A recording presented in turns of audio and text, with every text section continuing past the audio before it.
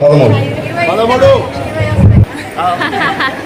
20 ఇచ్చినా 20 లక్షలు కాదు. So this is supplements. So మీ అందరి కోసం నేను వాడట్లేదు, నా హెల్త్ కోసం నేను వాడుకుంటాను. ఇప్పుడు నా ఇయర్ ప్యాకేజీ 2 కోట్లు ఉంటుంది ఇయర్లీ, సంవత్సరానికి ఆదాయం.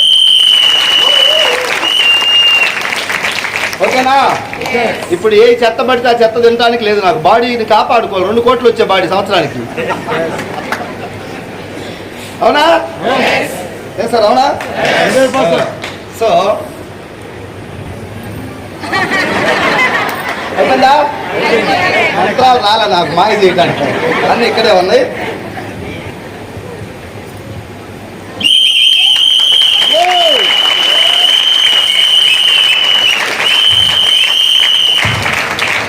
ఇవన్నీ సప్లిమెంట్స్. వీటి గురించి కొంచెం నాలెడ్జ్ తర్వాత మీరు ఎంటర్ అయిన తర్వాత మెల్లమెల్లగా నేర్చుకుందాం.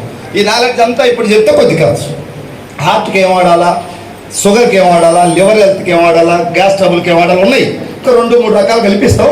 అన్ని కలిపేసుకున్న నష్టం అయితే ఒకటి ఎక్కువ రాయిపోయి ఒకటి తక్కువ రాసినేం కాదు, తక్కువ రాయిపోయి ఎక్కువ రాసినా ఇదే ఇవ్వాలని రాజ్యాంగంలో ఎక్కడ లేదు, ఏదైనా వాడచ్చు. This is supplements, food supplements. అవి దేంతో తయారవుతాయో మీకు జర నమ్మకం వస్తే వాడతారు. ఈ రోజు వాడమంటే వాడకూడదు కూడా.